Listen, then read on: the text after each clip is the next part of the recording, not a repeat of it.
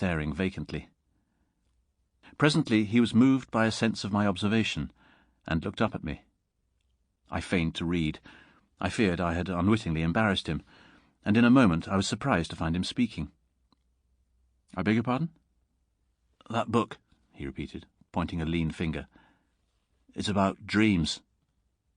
"Obviously," I answered, for it was Fortnum Roscoe's Dream States, and the title was on the cover. He hung silent for a space, as if he sought words. "Yes," he said at last, "but they tell you nothing."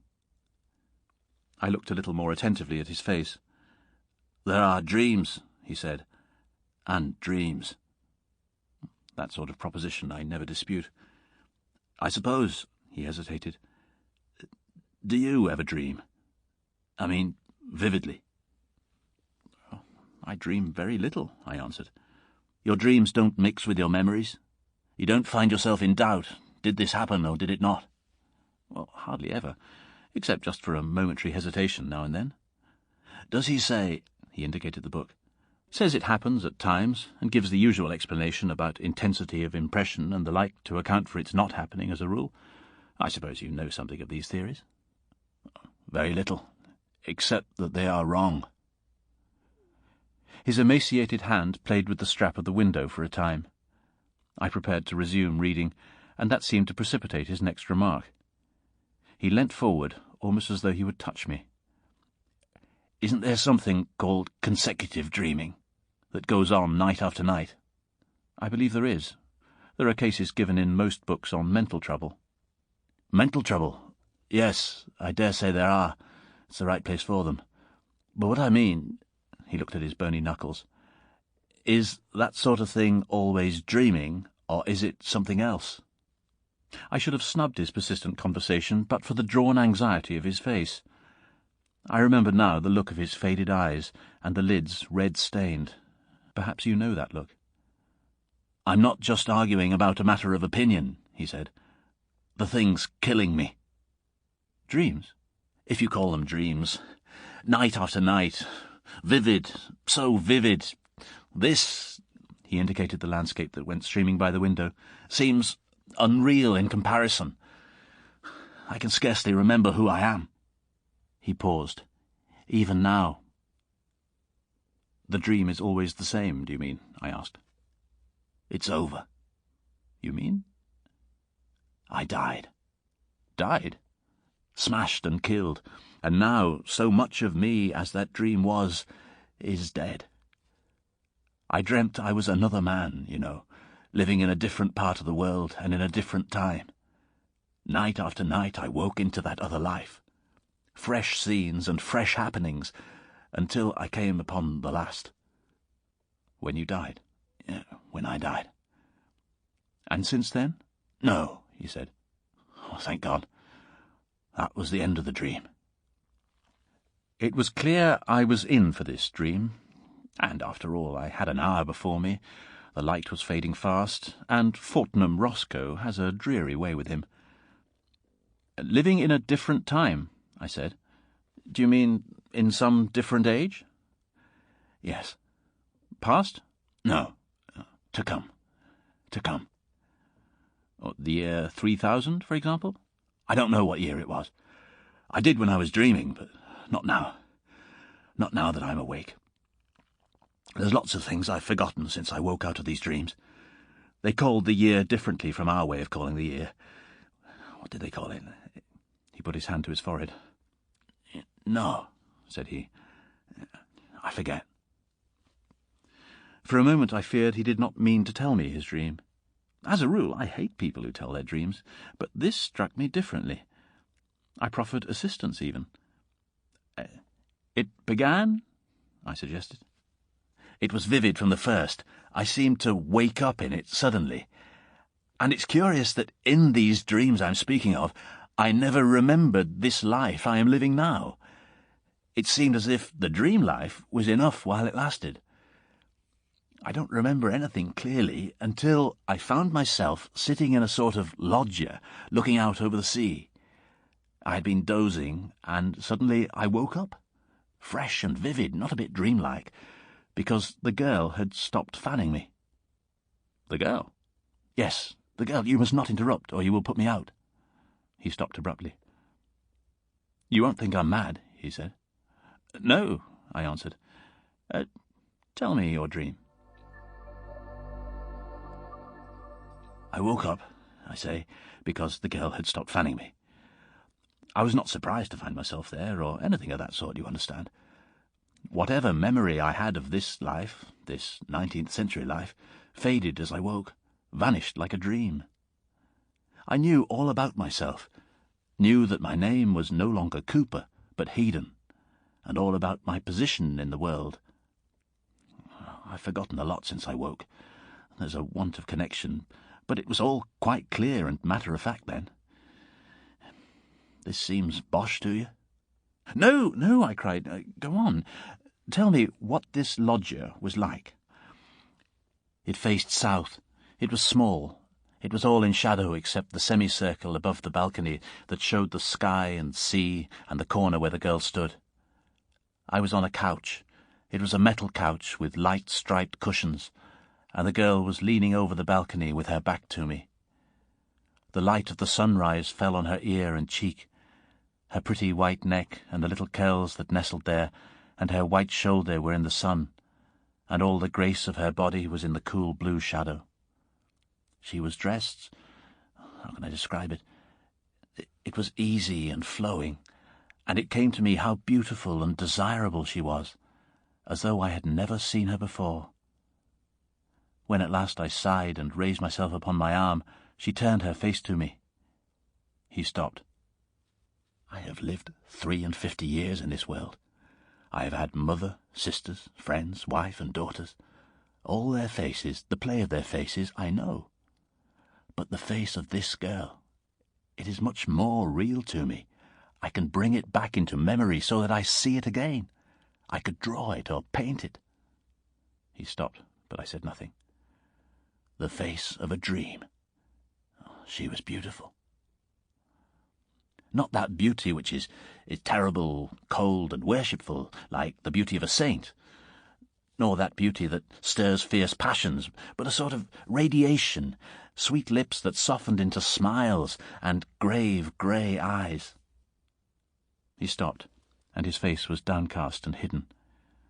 Then he looked up at me and went on, making no further attempt to disguise his absolute belief in the reality of his story. You see, I had thrown up my plans and ambitions, thrown up all I had ever worked for or desired for her sake. I had been a master man away there in the north, with influence and property and a great reputation, but none of it had seemed worth having beside her.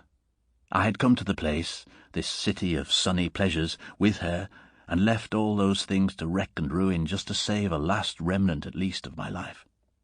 While I had been in love with her before I knew that she had any care for me, before I had imagined she would dare, that we should dare, all my life had seemed vain and hollow, dust and ashes.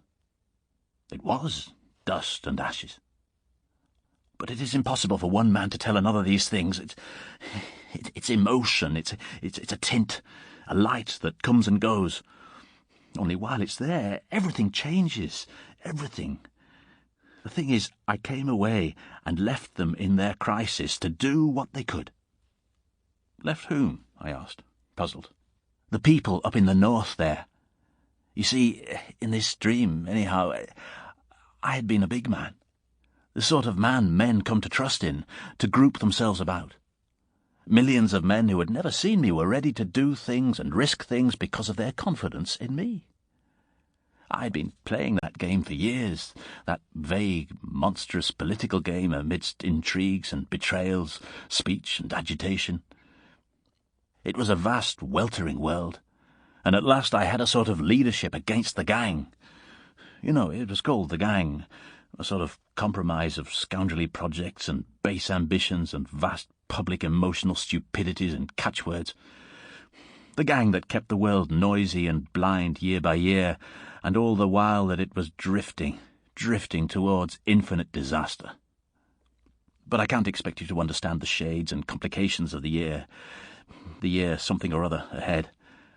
I had it all, down to the smallest details, in my dream. I suppose I had been dreaming of it before I awoke. I sat up on the couch and remained looking at the woman and rejoicing that I had come away out of all that tumult and folly and violence before it was too late. After all, I thought, this is life. Love and beauty, desire and delight, are they not worth all those dismal struggles for vague, gigantic ends? And I blamed myself for having ever sought to be a leader, when I might have given my days to love. But then, thought I, if I had not spent my early days sternly and austerely, I might have wasted myself upon vain and worthless women, and at the thought, all my being went out in love and tenderness to my dear mistress, my dear lady, who had come at last and compelled me to lay that life aside. "You are worth it," I said, speaking without intending her to hear. "You are worth it, my dearest one, worth pride and praise and all things." And at the murmur of my voice, she turned about. "Come and see," she cried. I can hear her now. "Come and see the sunrise upon Monte Solaro." I remember how I sprang to my feet and joined her at the balcony. I noted the sunlight on her face, caressing the lines of her cheeks and neck. How can I describe to you the scene we had before us? We were at Capri. "I have been there," I said. "I have clambered up Monte Solaro and drunk Vero Capri. It's muddy stuff like cider, at the summit." "Ah," said the man with the white face, "then perhaps you can tell me. You will know if this is indeed Capri. For in this life I've never been there. Let me describe it. We were in a little room, hollowed out of the limestone of a sort of cape, very high above the sea. The whole island, you know, was one enormous hotel, complex beyond explaining. And on the other side there were miles of floating hotels and huge floating stages to which the flying machines came. They called it a pleasure city. Of course, there was none of that in your time. Rather, I should say, is none of that now. Well, this room of ours was at the extremity of the cape, so that one could see east and west. Eastward was a great cliff, and beyond it the Isle of the Sirens. When one turned west, distinct and near was a little bay, a little beach still in shadow. And out of that shadow rose Solaro, straight and tall. Before us, from east to west, stretched the many-tinted sea, all dotted with little sailing boats. And just below us was a rock with an arch worn through it. The blue sea-water broke to green and foam all round the rock, and a galley came gliding out of the arch. "I know that rock," I said. "I was nearly drowned there. It is called the Fariglione." "I Fariglione? Yes, she called it that," answered the man with the white face. "There was some story, but that—" He put his hand to his forehead again. "No," he said. "No, I forget that story." Well, that is the first thing I remember. The first dream I had, that little shaded room, and the beautiful air and sky, and that dear lady of mine, and how we sat and talked in half-whispers to one another. We talked in whispers, not because there was anyone to hear, but because there was still such a freshness of mind between us that our thoughts were a little frightened, I think, to find themselves at last in words. Presently we were hungry, and we went from our apartment, going by a strange passage with a moving floor, until we came to the great breakfast-room. There was a fountain and music. We sat and ate and smiled at one another, and I would not heed a man who was watching me from a table nearby. And afterwards we went on to the dancing hall. But I cannot describe that hall. The place was enormous, larger than any building you've ever seen, and in one place there was the gate of old Capri, caught in the wall of a gallery high overhead. Light girders, stems and threads of gold burst from the pillars like fountains, streamed like an aurora across the roof, and interlaced like conjuring tricks. All about the great circle for the dancers there were beautiful figures, strange dragons, and intricate and wonderful grotesques bearing lights. And as we went through the throng, the people turned about and looked at us, for all through the world my name and face were known, and how I had suddenly thrown up pride and struggle to come to this place. And they looked also at the lady beside me, though half the story of how at last she had come to me was unknown or mistold. And few of the men who were there, I know, but judged me a happy man, in spite of all the shame and dishonour that had come upon my name. Thousands of beautiful people swarmed about the hall, crowded in galleries, sat in myriad recesses. They were dressed in splendid colours and crowned with flowers. Thousands danced about the great circle beneath the white images of the ancient gods, and glorious processions of youths and maidens came and went. We too danced, not the dreary monotonies of your days, of this time, I mean, but dances that were beautiful, intoxicating. And even now I can see my lady dancing joyously. She danced, you know, with a serious dignity, and yet she was smiling at me and caressing me with her eyes. The music was different, he murmured. It went... I cannot describe it, but it was infinitely richer and more varied than any music that has ever come to me awake. And then, it was when we had done dancing, a man came to speak to me. He was a lean, resolute man, very soberly clad for that place, and already I had marked his face watching me in the breakfasting hall, and afterwards, as we went along the passage, I had avoided his eye. But now, as we sat in a little alcove, he came and touched me and spoke to me so that I was forced to listen. And he asked that he might speak to me for a little time apart. "No," I said, "I have no secrets from this lady. What do you want to tell me?" He glanced at her, as though he would almost appeal to her. Then he asked me suddenly if I had heard of a great and avenging declaration that Evesham had made. Now, Evesham had always before been the man next to myself in the leadership of that great party in the north. He was a forcible, hard, and tactless man, and only I had been able to control and soften him. It was on his account, even more than my own, I think, that the others had been so dismayed at my retreat. So this question about what he had done reawakened my old interest in the life I had put aside, just for a moment. "I have taken no heed of any news for many days," I said. "What has Evesham been saying?" And with that the man began, and even I was struck by Evesham's reckless folly. He not only told me of Evesham's speech, but went on to ask counsel and to point out what need they had of me. While he talked, my lady sat a little forward and watched his face and mine. My old habits of scheming and organising reasserted themselves. I could even see myself suddenly returning to the north. And then I thought of my lady. You see, how can I tell you? There were certain peculiarities of our relationship which would render her presence with me impossible.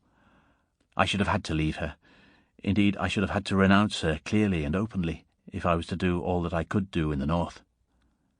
And the man knew that, even as he talked to her and me, knew it as well as she did, that my steps to duty were, first separation, then abandonment. At the touch of that thought, my dream of a return was shattered. I turned on the man suddenly. "What have I to do with these things now? I have done with them. Why cannot you leave me alone? I have ceased to be anything but a private man." "Yes," he answered, "but have you thought? This talk of war, these reckless challenges, these wild aggressions." I stood up. "No," I cried, "I won't hear you." He seemed to consider the possibility of persistence. He looked from me to where the lady sat, regarding us. "War," he said, as if he were speaking to himself, and then slowly turned from me and walked away. I stood, caught in the whirl of thoughts his appeal had set going. I heard my lady's voice. "Dear," she said, "but if they had need of you—" She did not finish her sentence. She let it rest there. I turned to her sweet face, and the balance of my mood swayed and reeled. "They want me only to do the thing they dare not do themselves," I said. "If they distrust Evesham, they must settle with him themselves." "But war," she said. I saw a doubt on her face that I had seen before, a doubt of herself and me. the first shadow of the discovery that, seen strongly and completely, must drive us apart forever. "My dear one," I said, "there will be no war. The age of wars is past. Trust me to know the justice of this case. I have been free to choose my life, and I have chosen this." "But war," she said. I sat down beside her and took her hand in mine. I set myself to drive that doubt away. I lied to her, and in lying to her I also lied to myself. And she was only too ready to believe me, only too ready to forget. Very soon the shadow had gone, and we were hastening to our bathing place in the Grotta del Bovo Marino, where it was our custom to bathe every day. We swam, and then we sat to bask in the sun. Presently I nodded, resting my head against her knee, and she put her hand upon my hair and stroked it softly, and I dozed. And behold, I was awakening, and I was in my own bed in Liverpool, in the life of today. Only for a time I could not believe that all these vivid moments had been no more than a dream. In truth, I could not believe it a dream for all the sobering reality of things about me.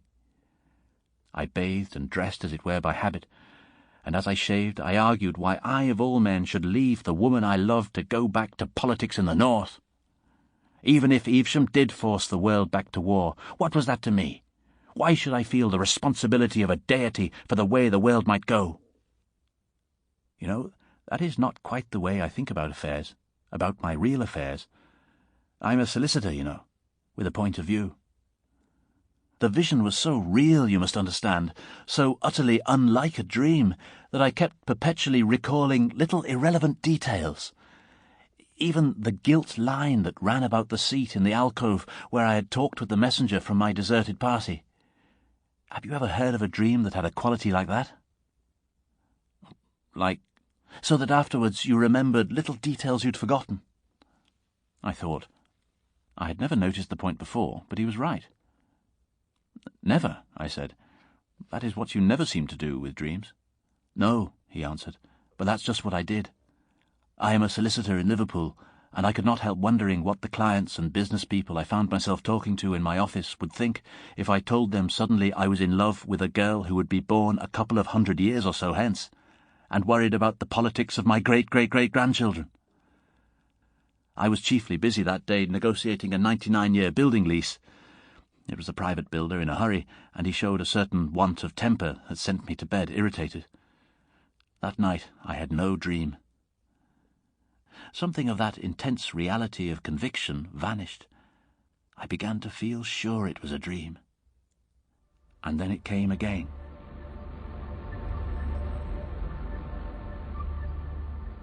When the dream came again, nearly 4 days later, it was very different. I think it certain that 4 days had also elapsed in the dream. Many things had happened in the north. I began, I know, with moody musings. Why, in spite of all, should I go back? Go back for all the rest of my days to toil and stress, insults and perpetual dissatisfaction, simply to save hundreds of millions of common people whom I did not love, from the stress and anguish of war and infinite misrule? They all sought their own narrow ends, and why should not I? Why should not I also live as a man?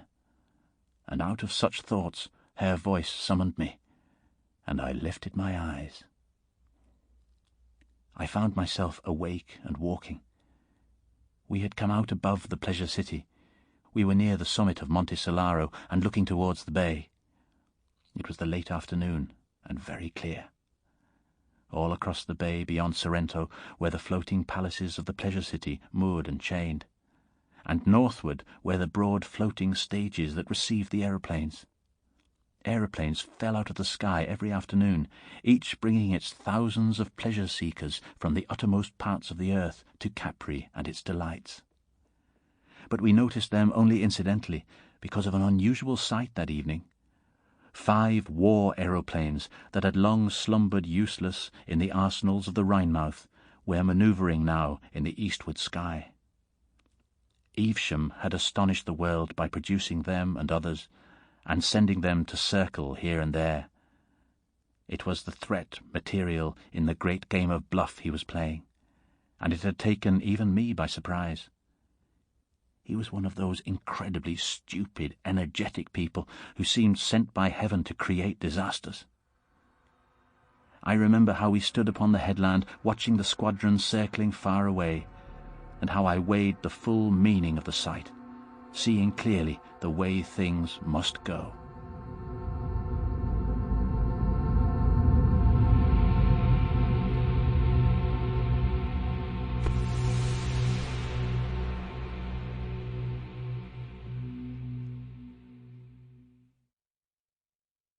And I knew I had only to put it to her, and she would have let me go. Only I did not want to go. My will was all the other way about. I had so newly thrown off the incubus of responsibility. I was still so fresh a renegade from duty that the daylight clearness of what I ought to do had no power at all to touch my will. But though this sense of vast neglected duties had no power to draw me, it could make me silent and preoccupied. It robbed the days I had spent of half their brightness, and roused me into dark meditations in the silence of the night. And as I stood and watched Evesham's aeroplanes sweep to and fro, those birds of infinite ill omen, she stood beside me, watching me, perceiving the trouble indeed, her eyes questioning my face, her expression shaded with perplexity. It was the sense of her that roused me from my mood. I turned upon her suddenly and challenged her to race down the mountain slopes. No, she said, as if I had jarred with her gravity, but I was resolved to end that gravity and make her run. No one can be very sad who is out of breath, and when she stumbled I ran with my hand beneath her arm. We ran down past a couple of men, who turned back, staring in astonishment at my behaviour. They must have recognised my face. And halfway down the slope came a tumult in the air. Clang, clank, clang, clank. And we stopped. And presently over the hill crest those war things came flying one behind the other. The man seemed hesitating on the verge of a description. What were they like? I asked. They had never fought, he said. They were just like our ironclads are nowadays. They had never fought. No one knew what they might do. They were great driving things shaped like spearheads without a shaft, with a propeller in the place of the shaft. And they carried guns? Little guns, firing high-explosive shells. They fired the guns backwards, out of the base of the leaf, so to speak, and rammed with the beak. That was the theory, you know, but they had never been fought. No one could tell exactly what was going to happen. And meanwhile, I suppose it was very fine to go whirling through the air like a flight of young swallows, swift and easy. I guess the captains tried not to think too clearly what the real thing would be like. And these flying war machines, you know, were only one sort of the endless war contrivances that had been invented and had fallen into abeyance during the long peace. You know the silly way of these ingenious sort of men who make these things. They turn them out as beavers build dams, with no more sense of the rivers they're going to divert and the lands they're going to flood. As we went down the winding stepway to our hotel again, in the twilight, I foresaw it all. I saw how clearly and inevitably things were driving for war in Evesham's silly, violent hands. And I had some inkling of what war was bound to be under these new conditions. And even then, though I knew it was drawing near the limit of my opportunity, I could find no will to go back. He sighed. She counselled me to go back. My dearest, she said, and her sweet face looked up to me, this is death. This life you lead is death. Go back to them. Go back to your duty. She began to weep, saying between her sobs and clinging to my arm as she said it, Go back. Go back. Then suddenly she fell mute, and glancing down at her face, I read in an instant the thing she had thought to do. It was one of those moments when one sees. No, I said, nothing shall send me back. Nothing. I have chosen. Whatever happens, I will live this life. I will live for you, even if you died." "Yes," she murmured softly. "Then I also would die." And before she could speak again, I began to talking eloquently, as I could do in that life, talking to exalt love, to make the life we were living seem heroic and glorious, and the thing I was deserting something hard and enormously ignoble, that it was a fine thing to set aside. I bent all my mind to throw that glamour upon it, seeking not only to convert her, but myself to that. And so my moment passed. It was my last chance. The leaders of the South and East were gathering their resolve, and the hot answer that shattered Evesham's bluffing forever took shape and waited. The air and the wires were throbbing with warnings to prepare, prepare. No one living, knew what war was. No one could imagine, with all these new inventions, what horror war might bring. I believe most people still believed it would be a matter of bright uniforms and shouting charges and triumphs and flags and bands, in a time when half the world drew its food supply from regions 10,000 miles away. The man with the white face paused. A little railway station, a signal box shot by the carriage window, and a bridge passed with a clap of noise, echoing the tumult of the train. "After that," he said, "I dreamt often.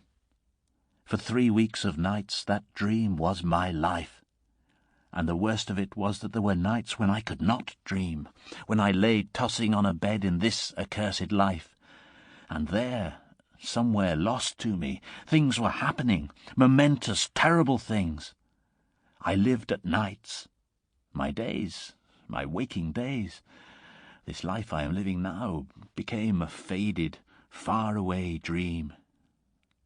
I could tell you all, every little thing in the dream, but as to what I did in the daytime, no, I could not tell. I do not remember. My memory has gone. The business of life slips from me." He pressed his hands upon his eyes. For a long time he said nothing. "And then," said I, "the war burst like a hurricane."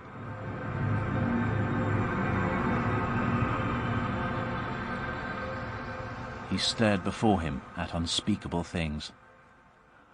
"One touch of unreality," he said, in the low tone of a man who speaks to himself, "and they would have been nightmares. But they were not nightmares. No." He was silent for so long that it dawned upon me that there was a danger of losing the rest of the story. But he went on talking again, in the same tone of questioning self-communion. What was there to do but flight? I had not thought the war would touch Capri, but 2 nights after, the whole place was shouting and bawling. Every woman almost and every other man wore a badge, Evesham's badge, and there was no music but a jangling war song over and over again, and everywhere men enlisting. The whole island was awhirl with rumours. It was said again and again that fighting had begun. I had not expected this. I had seen so little of the life of pleasure that I had failed to reckon with this violence of the amateurs. The crowd jostled us and bawled in our ears. That accursed song deafened us. A woman shrieked at my lady because no badge was on her, and we too went back to our own place again, my lady white and silent, and I a-quiver with rage. So furious was I could have quarrelled with her if I could have found one shade of accusation in her eyes. I walked up and down our rock cell. "We must get out of this place," I said over and over.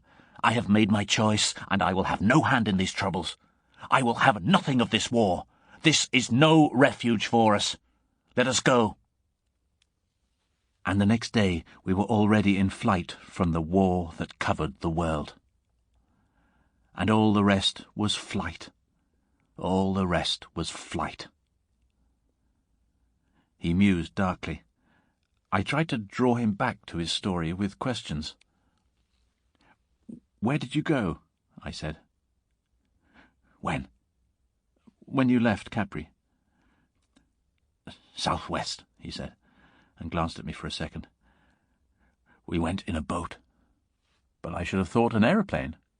"They had been seized." He broke out in an argumentative monotone.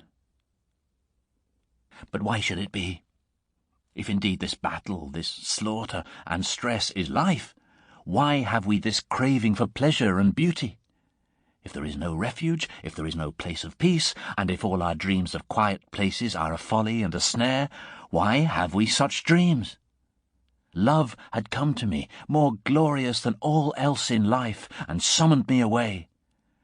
I had silenced all the voices, I had answered all the questions, and suddenly there was nothing but war and death. I had an inspiration. "After all," I said, "it could have been only a dream."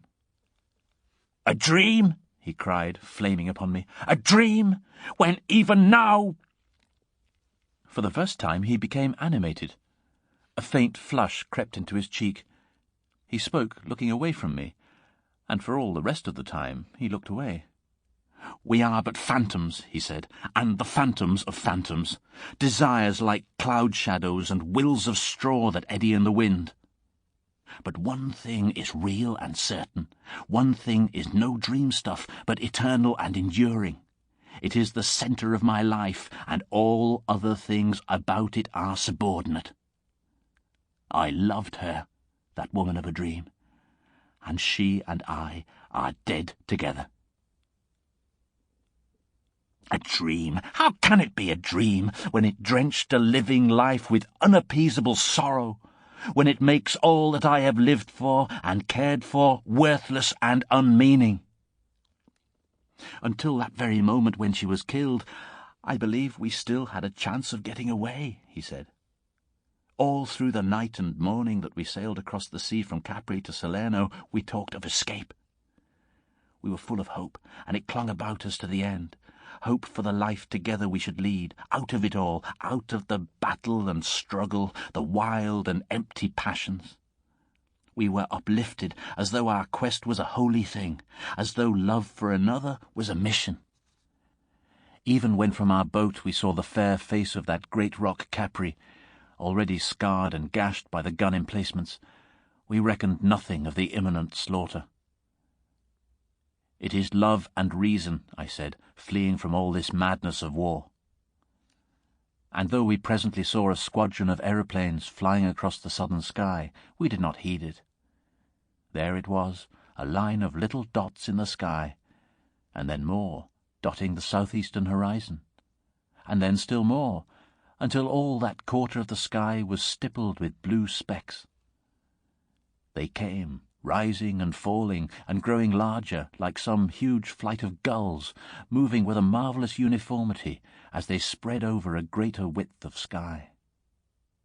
Suddenly they swept round to the eastward and streamed eastward, growing smaller and smaller and clearer again until they vanished from the sky. And after that we noted to the northward and very high Evesham's fighting machines hanging high over Naples like an evening swarm of gnats. It seemed to have no more to do with us than a flight of birds. Even the mutter of guns far away in the southeast seemed to us to signify nothing. Each day, each dream after that, we were still exalted, still seeking that refuge where we might live and love. Fatigue had come upon us, pain and many distresses. For though we were dusty and stained by our toilsome tramping, and half-starved and with the horror of the dead men we had seen and the flight of the peasants, for very soon a gust of fighting swept up the peninsula, with these things haunting our minds, it still resulted only in a deepening resolution to escape. Oh, but she was brave and patient. She, who had never faced hardship and exposure, had courage for herself and me. We went to and fro, seeking an outlet, over a country all commandeered and ransacked by the gathering hosts of war. Always we went on foot. We had landed at Salerno, and we had been turned back from Cava, and we had tried to cross towards Taranto by a pass over Mount Alberno, but we had been driven back for want of food. So we had come down among the marshes by Pestum, where the great temples stand alone. I had some vague idea that by Pestum it might be possible to find a boat or something, and take once more to sea.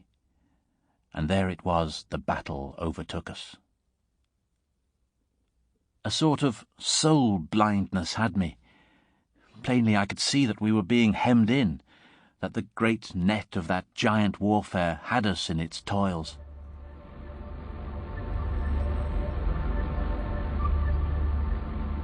But all these things do not matter now, these nights of flight and pain. We were in an open place near those great temples at Pestum, at last, on a blank stony place dotted with spiky bushes, empty and desolate, and so flat that a grove of eucalyptus far away showed to the feet of its stems. How I can see it!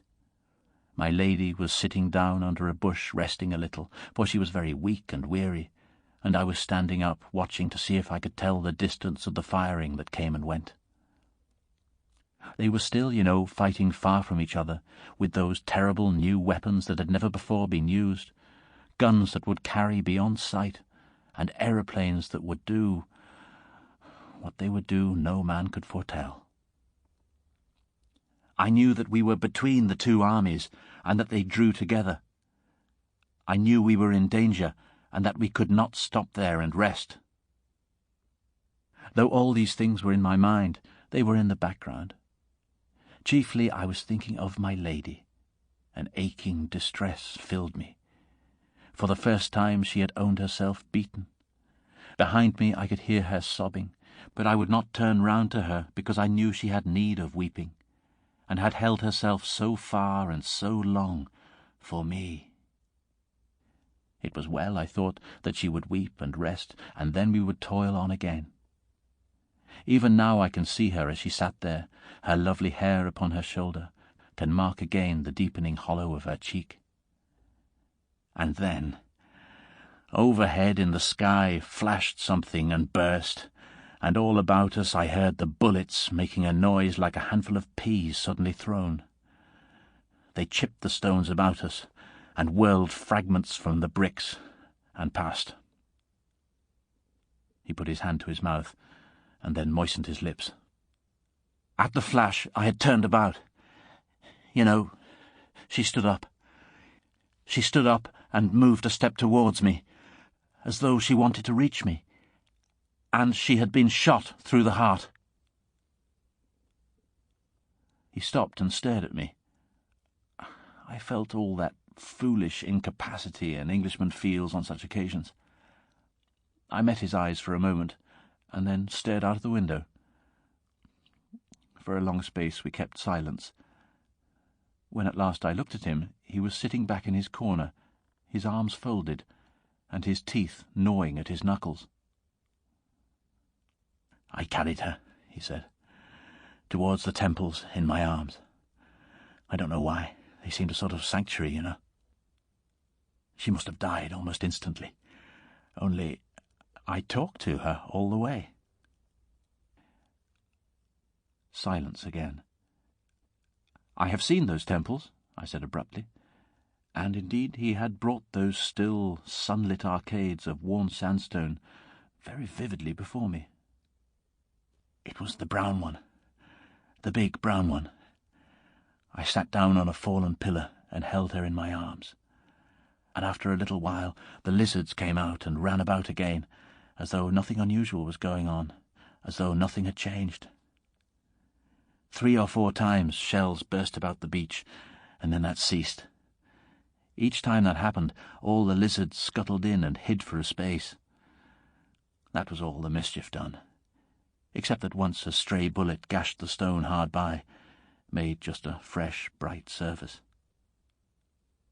The curious thing," he remarked with the manner of a man who makes a trivial conversation, "is that I didn't think at all. I sat with her in my arms amidst the stones, in a sort of lethargy, stagnant. And I don't remember waking up. I don't remember dressing that day. I know I found myself in my office, with my letters all slit open in front of me, and how I was struck by the absurdity of being there, seeing that in reality I was sitting stunned in that Pestum temple with a dead woman in my arms. He stopped, and there was a long silence. Suddenly I perceived that we were running down the incline from Chalk Farm to Euston. I started at this passing of time. I turned on him with a brutal question, with the tone of now or never. "And did you dream again?" "Yes." He seemed to force himself to finish. His voice was very low. "Once more." I seemed to have suddenly awakened out of a great apathy, to have risen into a sitting position, and the body lay there on the stones beside me. A gaunt body. Not her, you know. So soon. It was not her. I may have heard voices, I do not know. Only I knew clearly that men were coming into the solitude, and that was a last outrage. I stood up and walked through the temple, and then there came into sight first one man dressed in a uniform of dirty white trimmed with blue, and then several climbing to the crest of the old wall of the vanished city and crouching there. They were little bright figures in the sunlight, and there they hung, weapon in hand, peering cautiously before them. And further away I saw others, and then more at another point in the wall. Presently the man I had first seen stood up and shouted a command, and his men came tumbling down the wall and into the high weeds towards the temple. He came facing towards me, and when he saw me, he stopped. At first I had watched these men with a mere curiosity, but when I had seen they meant to come to the temple, I was moved to forbid them. I shouted to the officer. "You must not come here," I cried. I am here with my dead." He stared, and then shouted a question back to me in some unknown tongue. I repeated what I had said. He shouted again, and I folded my arms and stood still. Presently he spoke to his men and came forward. He carried a drawn sword. I signed to him to keep away, but he continued to advance. Presently he was so close I could see his face clearly. It was a narrow face, with dull grey eyes and a black moustache. He had a scar on his upper lip, and he was dirty and unshaven. He kept shouting unintelligible things, questions, perhaps, at me. I know now that he was afraid of me, but at the time that did not occur to me. As I tried to explain to him, he interrupted me in imperious tones, bidding me, I suppose, stand aside. He made to go past me, and I caught hold of him. I saw his face change at my grip. "You fool," I cried. "Don't you know? She's dead." He started back. He looked at me with cruel eyes. I saw a sort of exultant resolve leap into them, delight. Then, suddenly, with a scowl, he swept his sword back. So, and thrust. He stopped abruptly. I became aware of a change in the rhythm of the train. The brakes lifted their voices, and the carriage jarred and jerked. This present world insisted upon itself, became clamorous.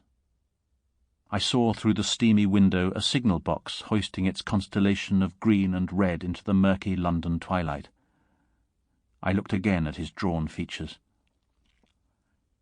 He ran me through the heart. It was a sort of astonishment, no fear, no pain, but just amazement. I felt it pierce me, felt the sword drive home into my body. The yellow platform lights came into the field of view, passing first rapidly, then slowly, and at last stopping with a jerk. Dim shapes of men passed to and fro without. "Euston!" cried a voice. "Do you mean—" There was no pain, no sting or smart. Amazement, and then darkness sweeping over everything. The hot, brutal face before me, the face of the man who had killed me, seemed to recede. It swept out of existence. "Euston!" clamoured the voices outside. "Euston!" The carriage door opened, admitting a flood of sound, and a porter stood regarding us. The sounds of doors slamming and the hoof-clatter of cab horses, and behind these things the featureless remote roar of the London cobblestones came to my ears. A darkness, a flood of darkness that opened and spread and blotted out all things. "Any luggage, sir?" said the porter. "And that was the end?" I asked. He seemed to hesitate. Then, almost inaudibly, he answered, "No." "You mean—" "I couldn't get to her. She was there on the other side of the temple. And then—" "Yes," I insisted. "Yes?" "Nightmares," he cried. "Nightmares indeed. My God, great birds that fought and tore."